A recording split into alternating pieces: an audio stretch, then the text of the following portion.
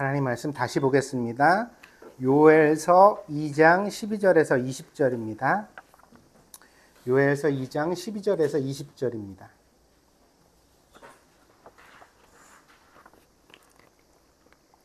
제가 천천히 봉독하겠습니다.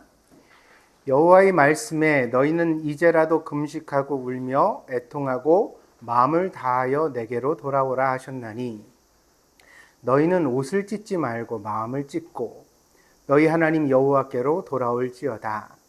그는 은혜로우시며 자비로우시며 노하기를 더디하시며 인애가 크시사 뜻을 돌이켜 재앙을 내리지 아니하시나니 주께서 혹시 마음과 뜻을 돌이키시고 그 뒤에 복을 내리사 너희 하나님 여호와께 소제와 전제를 드리게 하지 아니하실는지 누가 알겠느냐.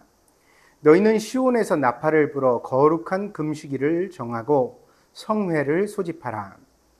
백성을 모아 그 모임을 거룩하게 하고 장로들을 모으며 어린이와 젖 먹는 자를 모으며 신랑을 그 방에서 나오게 하며 신부도 그 방에서 나오게 하고 여호와를 섬기는 제사장들은 낭실과 제단 사이에서 울며 이르기를 여호와여 주의 백성을 불쌍히 여기소서 주의 기업을 욕되게 하여 나라들로 그들을 관할하지 못하게 하옵소서. 어찌하여 이방인으로 그들의 하나님이 어디 있느냐 말하게 하겠나이까 할지어다. 그때 여호와께서 자기의 땅을 극진히 사랑하시어 그의 백성을 불쌍히 여기실 것이라. 여호와께서 그들에게 응답하여 이르시기를 내가 너희에게 곡식과 새 포도주와 기름을 주리니 너희가 이로 말미암아 흡족하리라. 내가 다시는 너희가 나라들 가운데에서 욕을 당하지 않게 할 것이며 내가 북쪽 군대를 너희에게서 멀리 떠나게 하여 메마르고 적막한 땅으로 쫓아내리니 그 앞에 부대는 동해로 그 뒤에 부대는 서해로 들어갈 것이라. 상한 냄새가 일어나고 악취가 오르리니 이는 큰 일을 행하였음이니라 하시니라. 아멘. 자, 무슨 일이 있었나 우리가 한번 살펴보도록 합시다. 오늘 소개해드릴 선지자는 요엘입니다. 그 이름의 뜻은 여호와는 하나님이시다라는 선포를 가지고 있습니다. 보통 이 선지서가 시작될 때는 유다 왕 누구누구, 북이스라엘 왕 누구누구가 통치하던 시절에 하나님께 받은 계시라 이렇게 해서 이제 자기의 시대와 자기 가문을 밝히는 그런 전형적인 어구가 있거든요. 요엘서에는 그게 등장하지 않습니다. 그래서 요엘이 어느 왕 때 사역한 선지자였는지를 요엘서만 읽어서는 확인할 길이 없습니다. 근데 추측을 통해서 알기로는 그 내용의 특징으로 볼 때 아마 유다 왕 요아스 시절이었을 것이다 이렇게 추정을 하고 있습니다. 요아스는 유다의 8대 왕입니다. 이 아방은 북이스라엘 역사에서 이제 가장 우상 숭배를 극렬하게 하고 그리고 악한 통치를 했던 왕이었습니다. 그런데 그 아방의 아내가 이세벨입니다. 이세벨은 시돈 페니키아의 공주인데요. 아방에게 시집을 올 때 자기 수행원들을 전부 다 바알과 아세라 신을 섬기는 제사장들로 꾸렸어요. 왜 그랬냐면 이 이세벨이라는 공주가 바알의 여제사장이었다고 합니다. 스스로가 너무 그 종교심이 커서 자기가 믿는 바알을 하나님으로 선교하기 위하여 이제 이스라엘까지 오는 거죠. 올 때 전부 다 그렇게 꾸려왔습니다. 그래서 그때부터 온 나라가 북이스라엘이 우상숭배에 빠지게 되어지고 그 다음에 이제 선지자들은 진짜 하나님 선지자들은 목숨을 부지하기 힘든 때입니다. 이때가 이제 갈멜산에서 엘리야가 막 그 대결을 벌이고 그랬던 아주 엄혹했던 시절입니다. 그러다가 이제 하나님께서 예후라는 사람을 통하여서 이세벨과 아하방을 죽게 하십니다. 그 예후라는 장군이 하나님께 이제 어떤 계시를 받고 나서 일을 꾸며서 이세벨과 아하방을 죽여버리죠. 그리고 이제 그 자식들도 전부 다 이제 척결을 합니다. 그러면서 이스라엘 땅에 있었던 바알과 아세라의 선지자들도 다 내어모는데 그렇다고 해서 이 예후가 하나님을 진실되게 잘 섬겼던 건 아닙니다. 성경에 보면 이 예후라는 왕도 왕이 된 이후에 여로보암의 길을 떠나지 않았다고 그랬는데 지난 주인가요? 설명드렸죠? 이 송아지라는 것이 북이스라엘 속에서는 우상 숭배의 상징적인 거였다. 설명을 드렸죠. 왜냐하면 여로보암이 처음에 북이스라엘과 남유다를 나눌 때 만들었던 우상이 송아지를 황금으로 만들어 놓고 그걸 너희 하나님이다, 여호와다 이렇게 불렀다는 거예요. 근데 예후도 바알과 아세라는 다 없애버렸지만 이 황금 송아지는 없애지 않았어요. 왜 그랬겠어요? 똑같은 여로보암의 길이라고 설명되어진 성경의 설명과 똑같아요. 무슨 얘기냐면 이 황금 송아지를 없애고 나면 하나님을 섬기는 북이스라엘 사람들은 남유다의 예루살렘에 가서 예배를 드리게 되는 거예요. 그러면 남유다 왕을 자꾸 보게 되어지고 자기 왕권이 이제 굉장히 약해질 것 같으니까 정치적인 이유로 인해서 하나님을 북이스라엘 땅에서 벗어나지 않고 섬길 수 있도록 만들어야 했던 거예요. 그러니까 바알과 아세라는 없앨 수 있어도 황금송아지는 못 없앤 거예요. 왜냐하면 하나님을 섬기는 걸 그걸로 삼았거든요. 그런데 이제 이 이세벨에게 딸이 하나가 있었는데 이게 이제 그 아달랴라고 번역되어져 있는 굉장히 대단한 여자입니다. 왜냐하면 이 아달랴는 남유다의 왕인 여호람에게 시집을 왔는데요. 시집을 와가지고 이제 왕비로 지냈어요. 왕비로 지내다가 아하시아야라는 자기 아들을 낳아서 그걸 왕으로 삼습니다. 근데 예후라는 장군이 북이스라엘의 아합과 이세벨을 죽였다고 그랬잖아요. 북이스라엘을 그렇게 죽이고 났는데 아달랴가 누구냐면 이세벨의 딸이에요. 이세벨이 자기 딸을 남유다의 왕비로 보낸 거예요. 그러니까 예후가 아합왕과 이세벨을 없애버린 다음에 걱정된 게 뭐냐면 저 혈족으로 묶여져 있으니까 나중에라도 저 공주로 인해서 나중에 남유다가 복수를 하면 어떻게 될까? 어떤 계략을 꾸밀까? 그러니까 이제 남유다에서 그 아하시아의 형제들이, 그러니까는 이 아달랴라는 왕비의 아들들이 자기 할머니 이세벨을 문안하기 위해서 북이스라엘을 방문을 해요. 근데 그걸 갖다가 전부 다 잡아가지고 구덩이 하나에 묻어버렸다는 거 아니에요. 전부 다.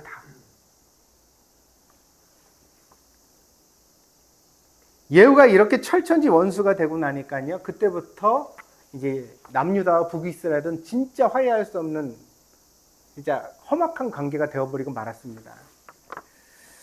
그러다가 성경에는 자세히 나와 있지 않는데 이 아달랴의 아들이었던 아하시아라는 남유다의 왕이 갑자기 죽어버려요. 아마도 상상하기는 예후가 어떤 암살을 꾀한 게 아닌가 싶습니다. 그러니까 이제 이 왕이 계속 있었던 자기한테 위협이 될 것 같으니까는 자기의 정치적 적을 없애기 위해서 어떤 일을 한 겁니다. 왜 그렇게 상상을 하냐면 이 아하시아라는 왕이 죽고 난 다음에 아달랴가 완전히 이상해져요. 아달랴가요, 아하시아라는 자기 아들이 죽었잖아요. 근데 이 아하시아의 아들들을 전부 다 자기 손으로, 할머니가 자기 손자들을 없애버려요. 다. 그리고 아하시아 왕의 대를 끊어버리고 스스로 왕이 돼서 남유다의 여왕, 그렇게 성경에는 등장을 하지 않지만 그 성경 표현을 보면 아달랴가 6년 동안 남유다를 다스렸다고 그래요. 그러니까 왕 노릇을 한 거예요. 대단하죠? 근데 여기에 극적인 역사적 반전이 나타납니다. 왜냐하면 아하시아의 여동생이 하나 있었는데 이 여동생이 이때 자기 어머니가 자기 그 왕이었던 자기 동생의 아들들 전부 다 죽이는 장면을 목격하고 나서는 침실에다가 갓난아이 하나를 숨겨요. 이게 아하시아 왕의 혈육이죠. 이 아이를 자기가 혼자 키울 수 없으니까 이 아달랴라는 이 어머니도 이세벨의 딸이었기 때문에 바알과 아세라 우상을 섬기는데 아주 열심히 강했거든요. 이 어머니의 눈이 닿지 않는 데가 어딜까를 고민하다가 어디로 보내냐면 제사장 여호야다스에게 보냅니다. 여호야다는 이제 하나님을 섬기는 제사장이었는데 성전을 맡아가지고 있었는데 그 성전은 이 아달랴라는 여왕이 찾아오지도 않고 들어오지도 않는 거죠. 그래서 이 하나님 성전에서 6년 동안 요아스라는 어린 왕자가 자라나게 됩니다. 6년이 지난 다음에 7년차 되는 때, 이제 이 어린아이가 7살이 됐잖아요. 아장아장 걷고 자기 의사를 말할 수 있는 그런 때가 됐어요. 그래서 여호야다가 그때 제사장 여호야다가 반정을 일으킵니다. 백부장들을 다 불러와서 스스로 여왕이 된 저 여자가 과연 유다의 정통성 다윗의 왕족으로서의 저기 자격이 있느냐. 여기 사실 여호야다의 왕자가 살아있다. 그러면서 백부장들한테 요아스를 보여주죠. 그리고 나서는 갑자기 이 백부장들과 함께 반역을 도모해가지고 그냥 아달랴를 둔 채로 하나님의 성전에서 요아스 왕의 즉위식을 거행해버려요. 그냥 갑자기 나팔을 궁궐에서 빰빰빰빰빰빰빰빰 나팔을 부는데 아달랴가 일어나서 무슨 일이야 이거 뭔 일이야 그랬더니 지금 왕이 선포되었다는 거예요. 그래서 성전으로 뛰어가 봤더니 거기 어린 요아스가 살아가지고 왕자에 앉아있고 백부장들이 차 호위를 하고 있고 무장한 군사들이 칼을 차고 있는 거예요. 그래서 아달랴가 반역이다를 외치다가 여호야다에게 끌려가서 길거리에서 백성들에게 죽습니다. 그래서 이제 요아스라는 왕이 어린 왕이 7살에 왕이 됐는데 사실 7살이니까 왕이 됐어도 왕 역할을 할 수 있을까요? 없을까요? 상징적인 존재죠. 그 혈통으로서의 왕일 뿐이에요. 이때부터는 누가 다스렸냐면 여호야다라는 제사장이 남유다를 다스렸습니다. 그래서요, 열왕기하 12장에는 이렇게 나와 있습니다. 예후의 제7년에 요아스가 왕이 되어 예루살렘에서 40년간 통치하니라. 그의 어머니의 이름은 시비아라 부엘세바 사람이더라.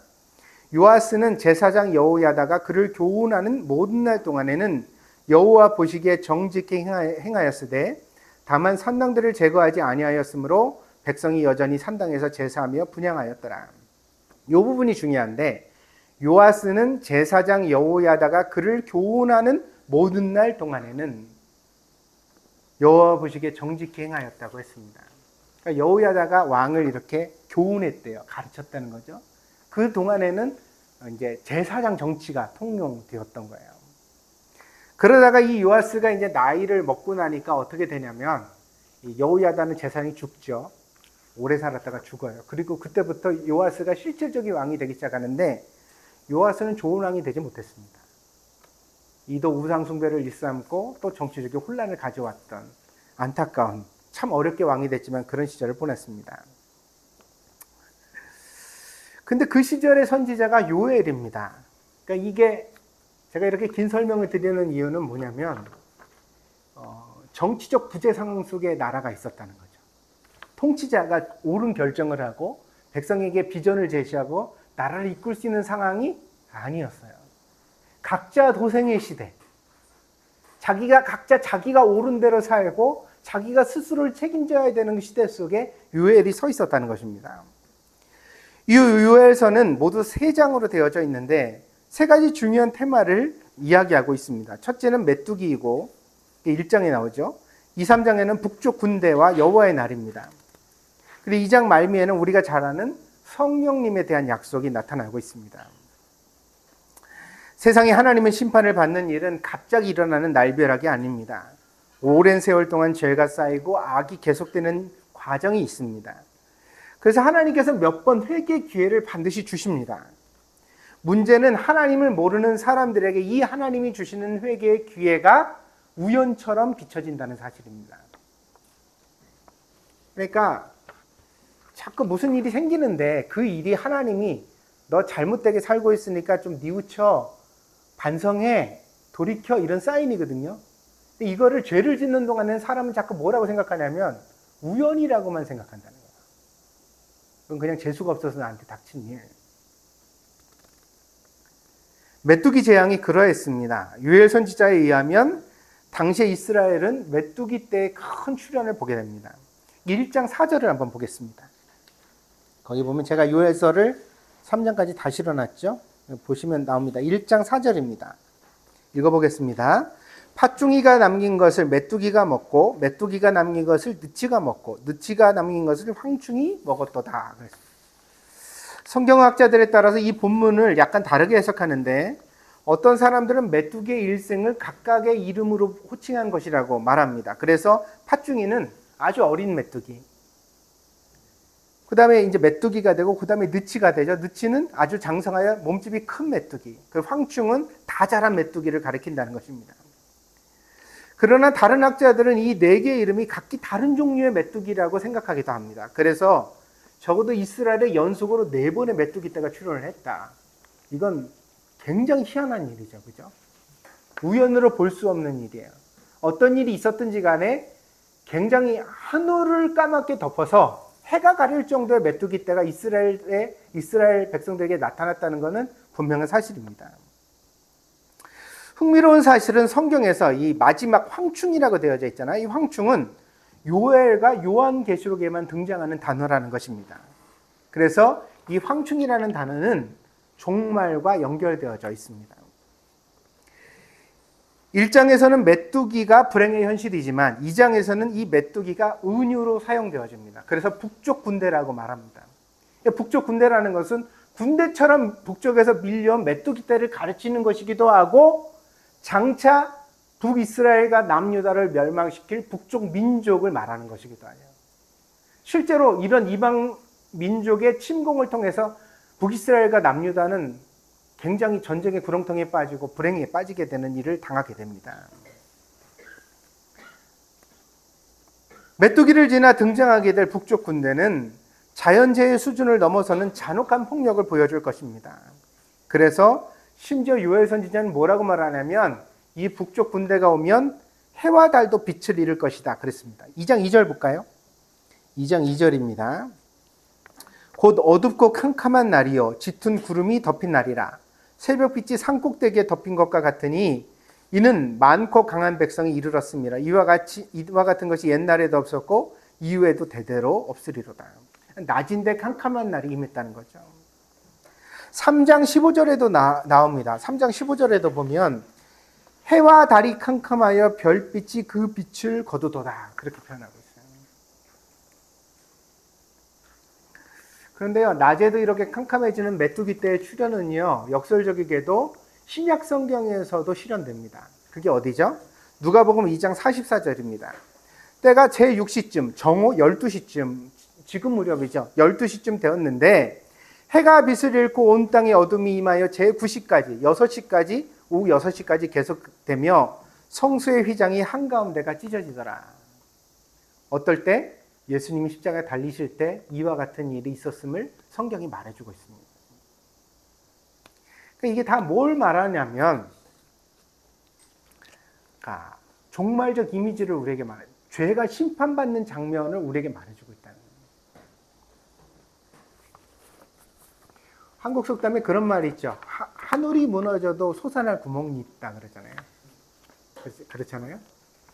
근데 성경은 뭐라고 말하냐면 하늘이 무너지면 솟아날 구멍도 없다 이렇게 말해요. 해와 달도 빛을 잃어버린대요.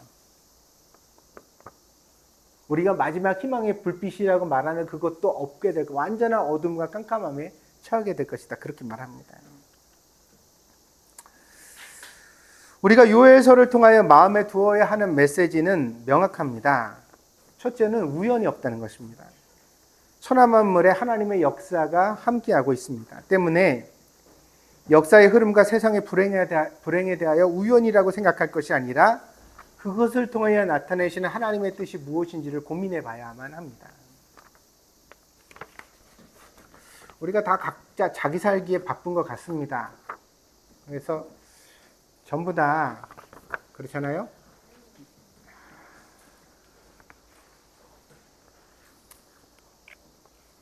북한에서 요즘 계속 미사일을 쏘죠. 동해바다에도 떨어지고 뭐 일본도 넘어서고 막 이렇게 나타납니다. 그런데 여러분들 긴장해요? 저놈 새끼들 할 짓 없으니까 또 미사일 쏘는구나 그렇게 생각을 하죠. 근데 우리가 북한 사람의 절박한 마음을 사실 읽지 못하고 있는 거예요. 무슨 얘기냐면 북한은 굶주림에 대한 극심한 공포가 있어요. 왜냐하면 고난의 행군이라고 말할 때 미국이 경제적 제재를 가하여서 북한이 완전히 세계적으로 고립되어서 흉년이 닥쳤을 때 북한에 어떤 일이 있었냐면 한 해에 500만 명이 굶어 죽었어요. 몇 명이요? 500만 명이요. 여러분 잊지 마세요. 그 시절에는 인육을 팔았다, 뭐 사람 고기로 만두를 만들어 팔았다는 얘기, 좀 더 자기 아이의 손을 잡고 국경 변방에 나타나서 중국 사람한테 자기 아이를 팔았다는 얘기. 수많은 아이들이 고아가 돼가 꽃제비라고 그래서 막 다니면서 동냥하는 아이들이 천지에 많았고, 북한의 암시장에서는 곁에 사람 시체를 산처럼 쌓아놓고 불에 태워서 장례도 못 치르고 없앴다고 화장을 했다는 이야기들이 전이었습니다. 아직 지금 북한이 그런 상황은 아니에요. 역시 미국이 북한을 핵 제재로 인하여 고립시키고 있고, 북한은 계속해서 또 우리가 그렇게 굶고 사람 고기를 먹는 상황에 이를까봐 두려워하는 마음이 있다는 거예요. 그리고 이거는요, 사실 김정일보다 김정은이 훨씬 더 심각한 공포일 것 같아요. 왜냐하면 김일성, 김정일로 내려왔던 그때에는 그래도 뭔가 그 아버지 때 고생했던 시절에 그게 있잖아요. 근데 여러분 아시다시피 김정은은 어떻게 유년 시절을 보냈죠? 스위스 유학을 했어요. 김정일과 달리 김정은은 나라에서 그렇게 사람들이 굶어 죽고 만시장해야 되는 그런 위험을 막 잔혹하게 때려잡으면서 넘어갈 그런 강단과 그런 배심이 있는 사람일지 의심돼요. 그렇지 못할 수 있어요. 그러면 김정일의 왕가가 무너질 수 있는 위기가 있다는 거예요. 중국이 또 다른 사람을 지도자로 세울 수도 있는 거고 여러 가지 위기가 있다는 거죠. 이 상황이 되면 과연 대한민국을 향하여 미사일 버튼을 못 누를, 이왕 내가 죽게 생겼는데 못 누를, 우리는 그런 상상 안 해요. 미국이 지켜주니까. 아이언도민이 뭐니 패트리어트니 뭐 아무리 말해도 요즘 미사일은 다 초음속으로 날라요. 이미 북한도 그 경지에 이르렀거든요. 제가 드리고 싶은 이야기는 그 미사일이 한번 빵 눌러지는 순간 굉장히 복잡한 구조로 돌아갈 겁니다. 왜 일본이 패망한 이후에 한국이 분단됐는지 여러분 기억해 보세요. 한국 사람이 원한 것도 아니고 누구도 그걸 원하지 않았어요. 왜 그랬죠? 미국과 소련이 한반도를 나눠 가진 거예요.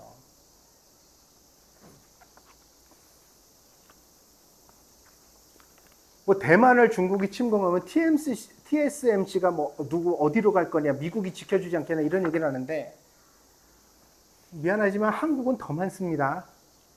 요즘 뭐 뉴스에 보니까 초전도체를 한국에서 개발한 것 같더니 난리가 났던데, 여러분들 그게 뭐야? 뭐 또 발명품 하나 나온 거야? 이렇게 얘기를 하시는 것 같은데, 인류 문명사의 두 번째 불이라고 불려질 수 있는 발견이에요. 상온 초전도체는.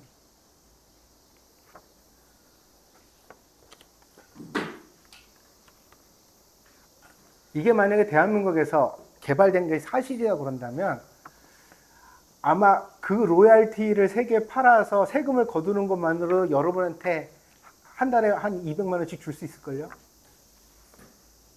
아랍에미레이트처럼 우리도 다들 유학 다니면서 대학 공짜로 다니고 그런 시대가 열려질 수도 가능성도 그게 목사님 그게 가능해요? 가능해요. 왠지 아세요? 옛날엔 유전이 노다지였는데 지금은 기술이 노다지거든요. 우리나라가 어떻게 잘 살게 됐어요? 석탄이 있어요? 석유가 있어요? 금이 있어요? 반도체 팔아서 잘 먹고 잘 살게 된 거 아니에요. 모래알을 사다가 컴퓨터 부품을 만들어 팔았어요. 이게 대한민국의 저력이에요.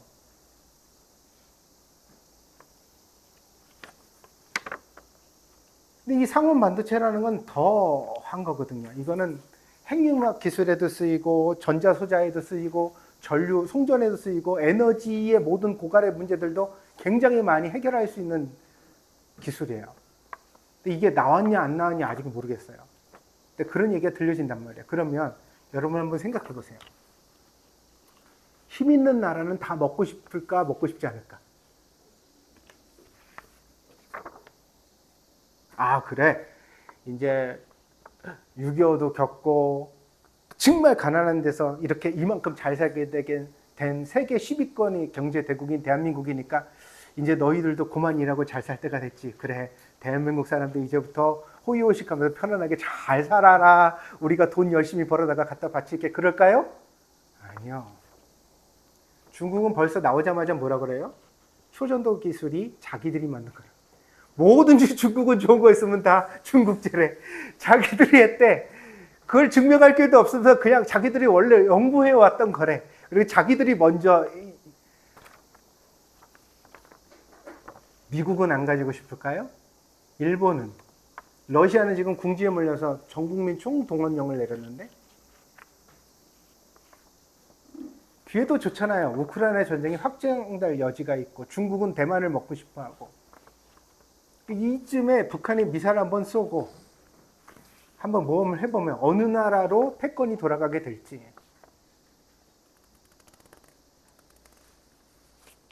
그런데 말입니다. 요즘 이상한 일이 너무 많이 생기지 않아요? 젊은 애들이 막 갑자기 미쳐서 칼부림을 해서 길거리에도 막 무서운 얘기들이 들리고 별것 아닌 것 같은 자연재해도 왜 지하차도에서 사람이 죽냐고요. 물이 차가지고. 언제 한국에 그런 일이 있었어요? 여러분 평생에 지하차도에 물이 차올라가지고 차 수십 대가 갇혀 죽었다는 뉴스를 들어보신 적이 있어요? 심지어는 21세기 대한민국에 이렇게 우리나라가 아랍에미레이트인가에서 수백 조를 들여가지고 네옴시티라는 신도시를 만든다는 거 아니에요? 그 사막에다가 수십 킬로 되는 벽과 같은 큰 도시, 빌딩을 갖다가 도시를 연결해서 지어가지고 거기다 최첨단 시설을 다 넣고 그래서 아랍에미레이트가 가지고 있는 부력을 계속 이어갈 연구단지들을 만들고 뭐 그렇겠다는 거 아니에요? 근데 그거 건설 수주하는데 어느 나라가 간 줄 아세요?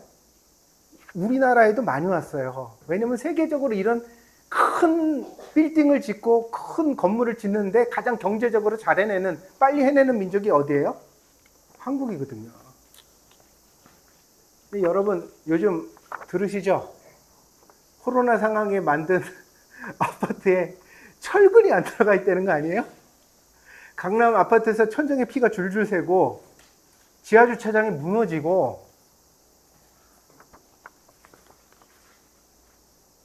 여러분은 강남에 아파트가 없어서 다행이라고 생각하시나요? 제가 드리고 싶은 이야기가 뭔지 아세요? 아파트에 철근이 빠진 게 문제가 아니에요. 그 허물고 다시 지으면 돼요. 전라도 광주에서도 아파트가 짓다가 그냥 무너져 내리고. 문제는 하나님이 이런 사건들을 통해 우리가 얼마나 양심이 빠졌는지를 보여주고 계시다는 거죠. 비인간적으로, 비양심적으로 살아가고 있는지를, 이기적으로 살아가고 있는지를.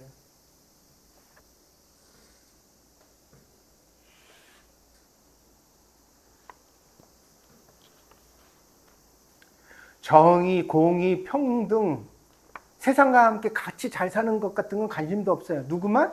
나만 돈 잘 벌면 되고 우리 식구만 잘 살면 된다는 의식이 교회 안에도 들어왔고 신자들에게도 팽배되어져 있습니다.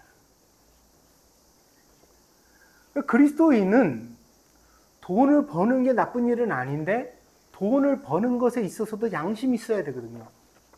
예의가 있어야 되고 배려가 있어야 되고 그게 그리스도인입니다. 믿습니까? 근데 우리가 이걸 잃어버리게 되면 어떤 세상을 만나느냐? 메뚜기 때의 세상을 만난다는 거예요. 그것도 한 번이 아니라 여러 번.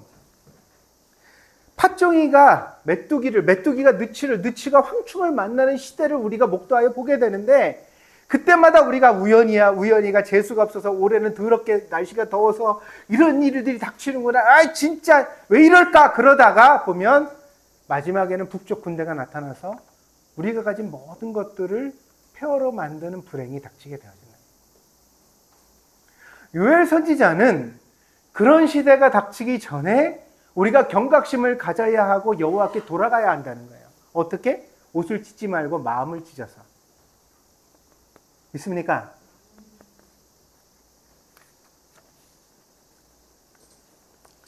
오늘 본문입니다. 2장 12절입니다. 여호와의 말씀에 하나님이 말씀하시는데 너희는 이제라도 금식하고 울며 애통하고 마음을 다하여 내게로 돌아오라 하셨나니. 너희는 옷을 찢지 말고 마음을 찢고 너희 하나님 여호와께로 돌아올지어다.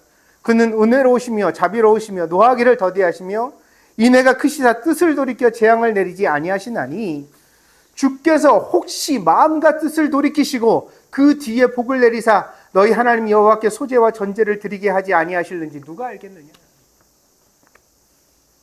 그렇습니다. 하나님께서 회개를 요구하신다는 것입니다. 그것은 옷을 찢는 형식적 회개가 아니라 마음을 찢는 진심이 담긴 회개를 요구하신다는 것입니다. 그러면 이미 정해진 재앙이라 하더라도 하나님께서 뜻을 돌이켜 재앙을 내리지 아니하시며 오히려 자비를 베푸시고 우리에게 복을 주신다고 약속하고 있습니다. 사람도요, 인격이 좋은 사람은 화를 잘 냅니까 안 냅니까? 자기가 화를 잘 내면서 다혈질이면서 자기는 인품이 좋다고 착각하는 분들이 있는데, 다시 얘기 드려요. 화를 잘 내면 인품이 좋은 거예요, 안 좋은 거예요? 안 좋은 거예요. 인품이 좋은 사람은 화를 참을 줄 압니다. 되도록이면 언성을 높이지 않고 힘을 드러내지 않으려고 절제합니다. 힘이 없기 때문이 아니라 폭력적인 힘을 드러내는 것이 본인의 인격에 반하는 일이기 때문에 안 하는 것입니다. 그래서 누구는 뭐 얼굴 붉힐 줄 모르고 큰 소리 칠 줄 몰라서 안 하는 게 아니에요. 그거 안 해요. 왜 안 하고 싶냐? 나는 그런 사람이 아니니까. 아멘? 나는 그런 사람이 아니니까 그렇게 안 하려고 노력할 뿐입니다. 그러나 오래 참는 사람이 화를 내면 불처럼 무서운 결과를 가져옵니다. 왜냐하면 이 사람이 화를 낼 때는 이미 참을 수 있을 만큼 최대한 참았기 때문이죠. 안 참고 넘어갈 수 있는 일이라면, 그러니까 안 화를 내고 넘어갈 수 있는 일이라면 분명히 화를 더 안 냈을 거예요. 근데 이제 화를 낸다는 사실은 더 이상은 넘어갈 수가 없다는 자기 한계에 부딪혀서 화를 내는 거거든요. 그러니까 그 화가 커요? 작아요? 깊어요? 얕아요? 깊고 커요. 그래서 이런 사람들이 화를 내면 어설프게 하고 끝낼 수준이 아닙니다. 만약에 간단하게 할 일이면 시작도 하지 않았을 것입니다. 그런데 그렇게 못할 지경이 이미 됐기 때문에 화를 내는 것입니다. 그러나 인격이 훌륭한 사람의 경우에는 화를 내는 동안에도 화해의 기회가 있습니다. 그는 자신이 화를 내는 것이 불편하기 때문에 화를 내면서도 화해할 기회를 찾습니다. 내가 화가 나서 지금 불같이 화를 내요. 그래도 혹시 이 사람이 몰라서 그런 게 아닐까? 혹시 이 사람이 좀 바뀔 수 있지 않을까? 이런 생각을 하면서 지켜보게 된다는 거예요. 되도록이면 자비를 보여주고 화해를 할 수 있는 기회를 찾습니다. 그래서 진심으로 사과하면, 근데 절대로 제가 이제 아이들에게 설교한 것처럼 입으로만 사과하면 돼요, 안 돼요? 그 정도로 넘어갈 일이면 화를 내지도 않았다고. 이미 그러니까 극한의 상황이 와서 화를 냈으니 진심으로 사과해야 돼요. 그 마음이 비춰져야 된다. 그러면 이 인격이 훌륭한 사람의 경우에는 화를 내다가도, 그래? 네가 그렇게 진짜 뉘우치는 거지? 표정 보니까 가짜는 아닌 것 같네. 그러면 내가 진짜 화가 나서 너랑 여기서 절교하려고 그랬는데 너 보니까 아니다. 그래, 내가 한 번만 더 참을게. 할렐루야. 그럴 수 있다는 거예요. 그게 인격이 훌륭한 사람의 특징이에요. 근데 요엘 선지자가 하나님을 그런 분이라고 우리에게 소개시켜주고 있어요. 우리가 본받아야 될 하나님의 모습이죠. 하나님은 어떤 분이냐? 참을 수 있는 데까지 2번, 3번 메뚜기 떼를 보내면서까지 사인을 주시고 회개할 기회를 주시다가 못 참게 됐을 때 화를 내시지만, 그럼에도 불구하고 우리가 뉘우치면, 마음을 찢고 돌아서면 뜻을 돌이키사 다시 기회를 주시고 복을 주시는 하나님이라고 가르쳐주는 것입니다.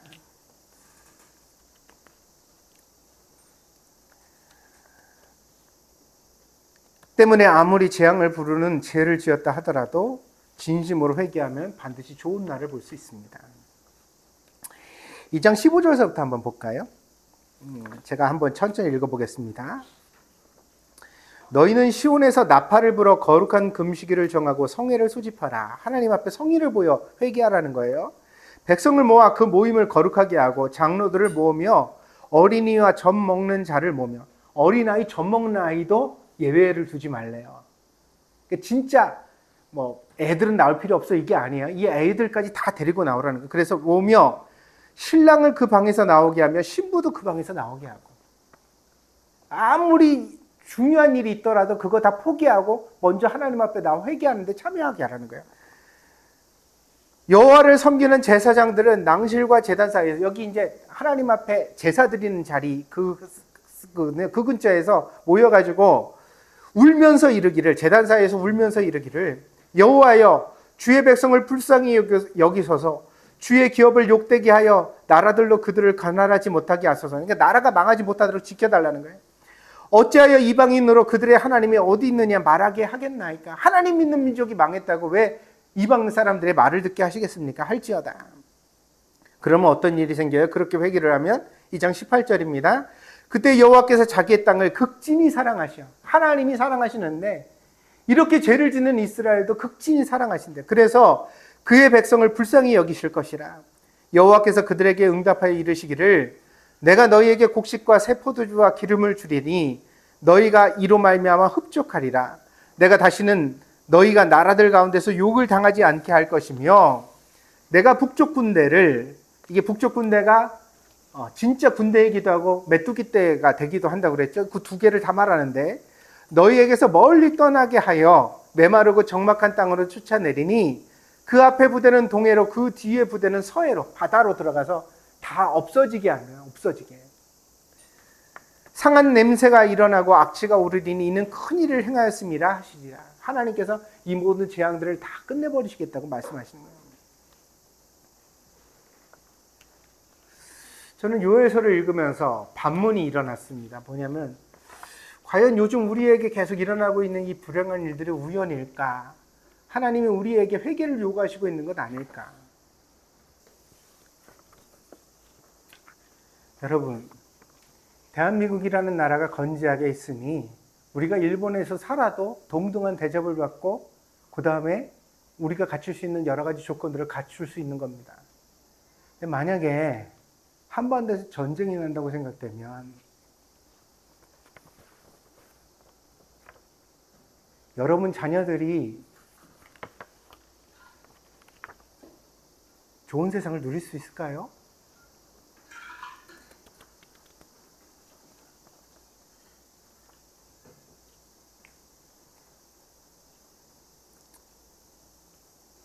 대한민국은 휴전 국가입니다. 언제라도 포를 쏘고 미사일을 발사할 수 있는 나라입니다. 그렇게 되면 우크라이나와 같이 만신창이의 지옥으로 변할 가능성이 지금도 있습니다.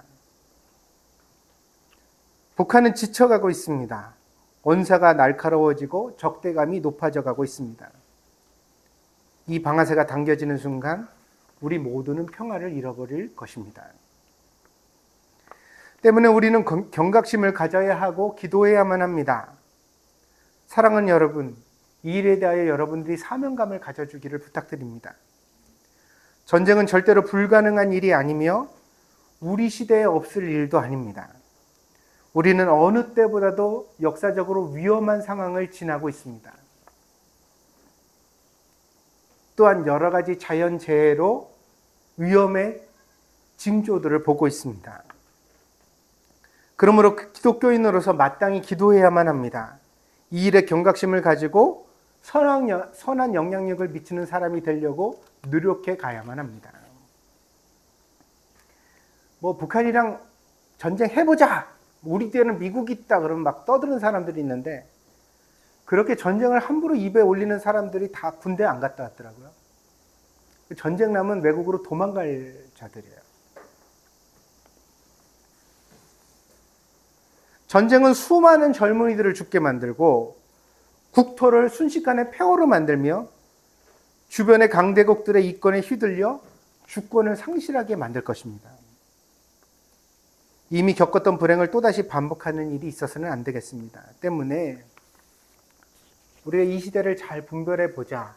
내적으로는 회개하는 마음을 가지고 하나님, 우리가 그래도 이 시대 속에 의인 10명이 되어서 하나님 뜻대로 한번 살아보겠습니다. 우리 안에도 돈을 벌고 싶은 욕망이 있고 나만 잘 살고 싶은 욕심이 있지만 그래도 그걸 날마다 하나님 말씀으로 절제해 가면서 다스려 가면서 성경 말씀대로 살아보려는 노력을 하겠습니다. 그런 내적인 회개가 있어야 되겠고, 외적으로는 전쟁을 반대하고 평화의 길을 모색하는 것에 함께 지혜를 모아가야 하겠습니다. 그래서 부디 우리 자녀들에게는 좀 더 안전하고 평화로운 세상을 물려줄 수 있는 우리 세대가 되어지기를 바랍니다. 주님은 자비로우십니다. 그분은 우리의 기도를 외면하지 않으십니다. 그분은 회개하는 자들에게 회복을 주시고 복을 더하시는 하나님이십니다. 그래서 우리가 다시 한번 이 시대 속에서 이 요엘서의 말씀을 앞에다 두고 우리 자신을 한번 되돌아보고 깊이 생각해 볼 수 있는 그런 그리스도인이 되었으면 좋겠습니다. 무더운 여름이 가고 있는데요. 여름이 유난히 더울 때마다 저는 그런 이야기가 상기되어집니다. 우리나라에 6.25가 일어나던 그해 여름이 그렇게 무더웠다고 그러죠. 사람들이 흔히 농담으로 그렇게 말했다고 해요. 휴전선에 북한군이 막 집결하고 있다는 소식이 들리는데도 불구하고 이 남쪽에 대한민국의 군대 장군들이 뭐라고 얘기를 하냐면 야 이 자식아 하려고 해도 더워서 못하겠다. 이 여름에 전쟁은 무슨 전쟁이야. 응? 더위는 지나가고 지나가겠지. 걔네들도 사람인데 그런 얘기를 했다는 거예요. 그런데 딱 그해 여름에 더위를 고비에 두고서 6월 달이면 더위가 시작될 때 아니에요. 근데 그때 전쟁이 발발했고 서울은 순식간에 무너졌고 대통령은 도망을 갔고 한강 다리는 피난도 못 가게 폭격으로 끊어버렸고 그때부터는 끔찍한 일들이 일어났습니다. 여러분, 우리가 걱정하는 일이 안 일어나면 제일 좋은 겁니다. 그러니까 목사님이 쓸데없는 걱정을 한다고 말씀하지 마시고 제발 제가 걱정하는 바가 두려워하는 바가 쓸데없는 일이 될 수 있도록 여러분들이 기도해 주시길 바랍니다. 그래서 여러분 자녀들이 계속해서 대한민국의 국민으로서의 자부심을 가지고 살아갈 수 있도록 평화가 이 땅 가운데 있도록 그리고 더 좋은 건 상온 초전도체 같은 세계적인 기술이 한국 땅에서 나와서 우리도 제발 세금으로 생활비 받으면서 살아갈 수 있는 그런 부강한 나라 한번 살아봅시다. 그런 일들이 좀 벌어지도록 여러분들이 같이 기도해 주시면 좋겠습니다. 그러나 보여지는 징조들은 매우 안 좋다. 다시 말씀드려요. 사람 사는 건물에 철근이 사라진 건 철근이 빠진 게 아니라 뭐가 빠진 거다? 양심이 빠진 거다. 지가 살 집이면 그렇게 적겠느냐? 지 가족 먹일 음식이면 그렇게 만들겠느냐? 응? 자기가 탈 오토바이, 자기가 탈 자동차면 그렇게 만들겠느냐? 거기 나사 하나 빠진 게 200km로 달리는데 자동차 고장 나가지고 사람 목숨 앗아가는 거 아니에요? 갑자기 브레이크가 터지면 어떻게 해요? 뭐 급발진 이런 사고 흔히 나타나는데 생각해 보세요, 여러분. 내 가족이 거기 탔다고. 10,000분의 1, 50,000분의 1 한 번 일어나는 일이니까 별거 아니라고 말할 수 있겠어요? 내 아이한테 그 차를 사주면서? 이게 전부 다 양심이 빠진 일이거든요. 이게 내 가족에게 일어날 수 있는 일이라고 생각을 하고 그 일을 우리가 해갈 때 우리가 살아가는 세상이 좋아질 수 있는 건데 이 사람들이 이게 빠졌어요. 빠지다 보니까 막 이상한 일들이 생겨요. 막. 아니 얼마 전에 그 물이 차가지고 죽은 그 지하차도 있잖아요. 근데 기상대에서 하루 전부터 계속 그쪽 지역에 호우 경보 내고 뭐하고 위험하다고 얘기를 했다는 거 아니에요. 공무원 중에 한 명만 내 가족이 저 지하차도에 들어갈 수 있다는 그렇게 생각을 하고 거기 물이 찬다고 봤으면 바리케이트 하나만 갖다 가로막았으면 사람들이 다 사는 일 아니에요. 근데 전부 다 무슨 생각을 하는 거죠? 나랑 상관없는 일, 귀찮은 일이라는 거예요. 내가 거기까지 주어진 역할이 아닌 내가 할 필요가 있겠느냐.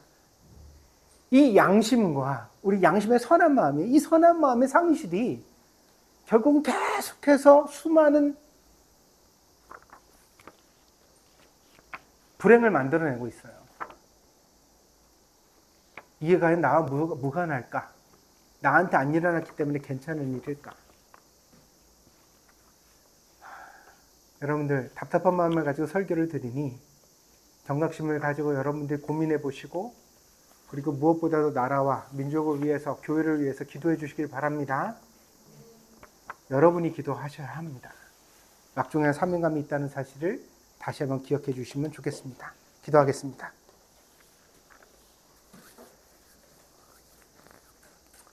하나님께서 말씀하시기를 마음을 찢지 말고 옷을 찢고 돌아오라 하십니다.